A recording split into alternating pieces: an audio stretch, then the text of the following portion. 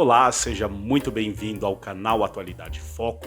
Aqui nós resumimos obras consagradas da educação e das ciências humanas.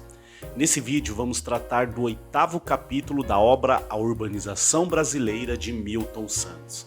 Mas antes de continuar, curta este vídeo, compartilhe a informação e se inscreva aqui no canal.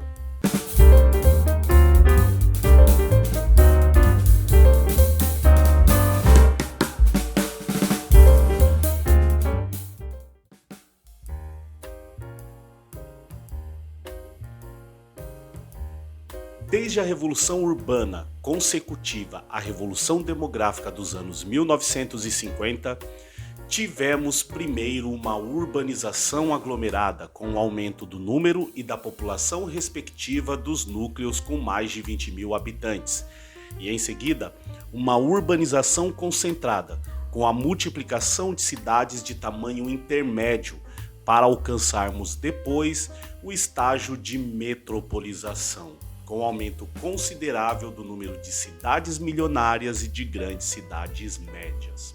Nesse capítulo, Milton Santos classificou as cidades brasileiras em categorias, sendo elas as aglomerações com mais de 20 mil habitantes, os espaços urbanos com mais de 100 mil habitantes e as cidades milionárias. As cidades com mais de 20 mil habitantes saltou de 15% da população total do país em 1940 para 51% dos habitantes do Brasil em 1980.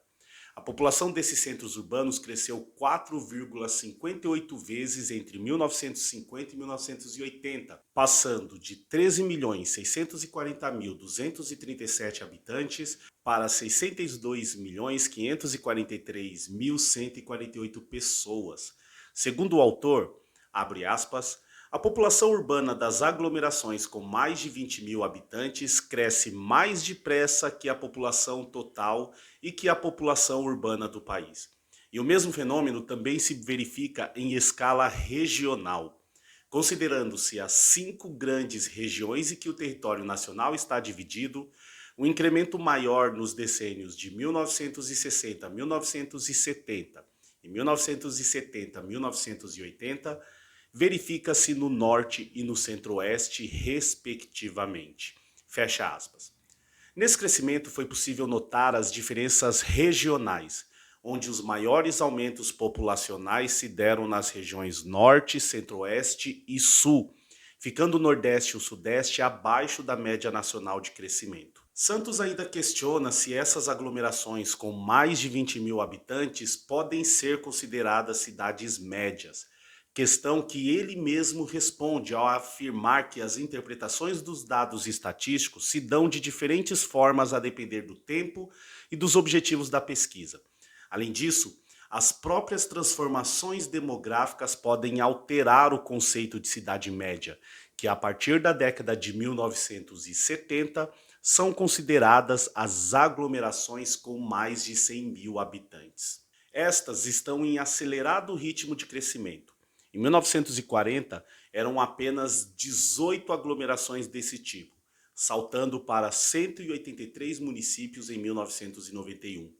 Para Santos, essa transformação se deu porque, abre aspas, a expansão e a diversificação do consumo, elevação dos níveis de renda e a difusão dos transportes modernos, junto a uma divisão do trabalho mais acentuada, fazem com que as funções de centro regional passem a exigir maiores níveis de concentração demográfica e de atividades. Somente nas áreas mais atrasadas é que tais funções são exercidas por núcleos menores. Fecha aspas. Quando são analisadas as grandes regiões brasileiras, o Sudeste e o Sul concentram a maioria das cidades com mais de 100 mil habitantes. Mas em escala nacional houve um espraiamento desse tipo de cidade. As aglomerações com população entre 100 mil e 200 mil estavam presentes em 9 estados em 1940. Já em 1980, 26 unidades da federação possuíam aglomerações com esse volume de pessoas. As cidades entre 200 mil e 500 mil habitantes existiam em apenas 5 estados em 1940, saltando para 19 estados em 1980. No ano de 1940, 2 estados, todos no Sudeste, tinham cidades com mais de 500 mil pessoas, indo para 15 estados em 1980, 5 no Sudeste e 2 no Sul. Chegamos então às cidades milionárias, classificação de Milton Santos para as aglomerações a partir de 1 milhão de habitantes. São Paulo e Rio de Janeiro eram as duas únicas cidades desse tipo em 1960. Já em 1991, existiam 12 cidades milionárias. Nas palavras do autor, abre aspas, esses números ganham maior significação se lembrarmos que em 1872, a soma da população das 10 maiores cidades brasileiras não chegava a 1 milhão de habitantes, reunindo apenas 815.729. Essa é a nova realidade da macro-urbanização ou da metropolização. Fecha aspas. As cidades milionárias compõem as regiões metropolitanas, que para Santos vão além daquelas classificadas oficialmente como metrópoles. Ele cita como exemplo Brasília e suas cidades satélites, Campinas, Santos, Manaus e Goiânia, além de cidades no norte do Paraná. Essas localidades possuem mais de um município que se aglomeram em torno de um município núcleo, normalmente maior e mais populoso. Outro ponto em comum reside nos programas especiais para o desenvolvimento local com investimento estatal. As regiões metropolitanas são espaços da socialização capitalista, caracterizadas por grande expansão periférica e concentração de serviços. Mas é a região metropolitana de São Paulo que se destaca. Seu crescimento é o maior entre todas as outras desde a década de 1960, com o aumento dos municípios circundantes desde o mesmo período, apresentando maior atração de imigrantes ultrapassando o Rio de Janeiro. Sobre isso, abre aspas, há mudança de ritmo considerável entre as duas maiores aglomerações do país a partir de 1950, com a aceleração dos ganhos demográficos na região metropolitana de São Paulo. Esta absorve quase 40% do incremento total das regiões metropolitanas entre 1960 e 1970, e mais 40% entre 1970 e 1980. Fecha aspas. Milton Santos fala da macro-urbanização e da metropolização, que se caracterizam pela concentração de pessoas e de pobreza no espaço urbano.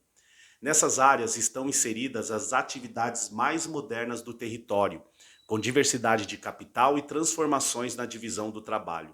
As regiões metropolitanas também se tornaram centros de irradiação ideológica, com produção e difusão do conhecimento e modelagem das mentalidades no país. O autor alerta ainda para a pobreza dos estudos metropolitanos atuais. Segundo ele, as pesquisas esbarram em um planejamento limitado e restritivo, na busca de uma definição formal para o fenômeno da metropolização, além da influência dos financiadores desses trabalhos, buscando conclusões que corroboram com suas ambições. Sendo assim, abre aspas, o resultado foi o empobrecimento da pesquisa urbana sobre as metrópoles, tornada repetitiva e monocórdia, e afinal, praticamente esvaziada. A pesquisa vai por um lado, a realidade aponta para outro. Fecha aspas. Muito bem, encerramos aqui o resumo deste capítulo. Espero que ele te ajude em seus estudos. Não deixe de curtir esse vídeo, se inscrever no canal e nos seguir nas redes sociais. Se possível, seja membro e nos ajude a ficar mais fortes. Nos vemos em breve. Um abraço e até a próxima.